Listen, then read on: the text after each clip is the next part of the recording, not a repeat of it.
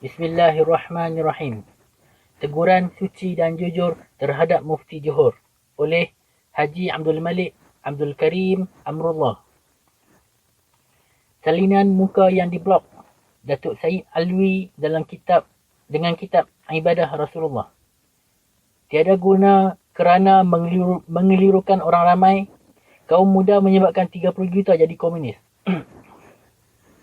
Johor Bahru, 13 Julai. Datuk Syed Alwi bin Tahir Al-Haddad, Mufti Kerajaan Johor, telah memberi fikiran atas namanya sendiri mengenai masalah buku Ibadah Rasulullah. Menyatakan bahawa soal yang dibincangkan itu adalah soal cabang-cabang agama sahaja. Buku tersebut tidak ada gunanya sekali kerana isinya mengelirukan orang ramai dan murid-murid yang baru belajar. Beliau menyatakan juga bila ditemui oleh pemberita Semenanjung bahawa pada pendapatnya dalam Islam tidak ada kaum tua atau kaum muda.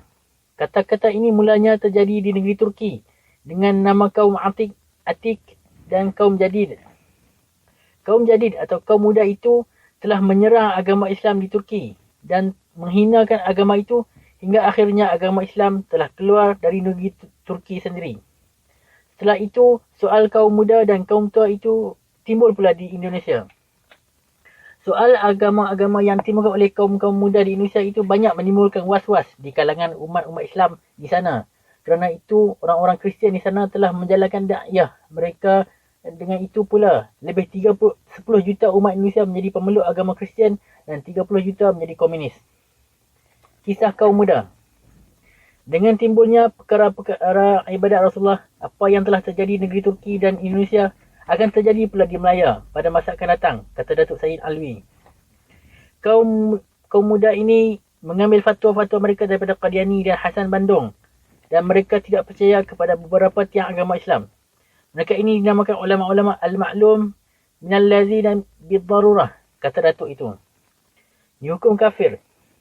Ketua kaum muda ini bernama Abu Ziyad telah dihukum kafir oleh jemaah ulama yang besar-besar di Mesir, dan kerajaan Mesir telah mengharamkan kitab tafsir Al-Quran yang dikarang oleh Abu Ziyad, dan kerajaan Mesir telah membakar tafsir Al-Quran orang-orang Ahmadiyah Qadani, kata Datuk itu selanjutnya.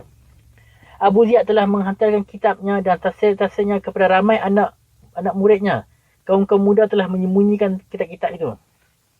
Beliau menambah kata lagi, saya telah banyak membaca selaran-selaran ganas kaum muda dan akhbar-akhbar, tetapi tidak ada orang yang menentukan sama ada kaum muda itu Islam atau tidak.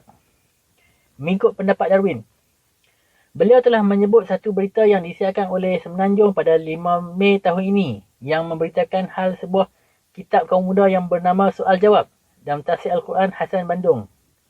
Kitab tersebut menyatakan sucinya daging babi dan tafsirnya. Tafsir Al-Quran Hasan Bandung adalah mengikut mazhab Darwin dan Freud. Datuk Syed Alwi mengatakan tentang fatwa Tuan M.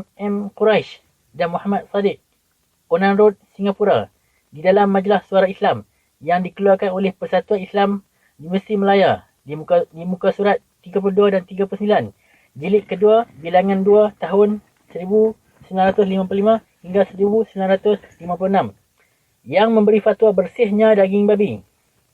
Padahal, najisnya daging babi itu telah diketahui dalam agama Islam.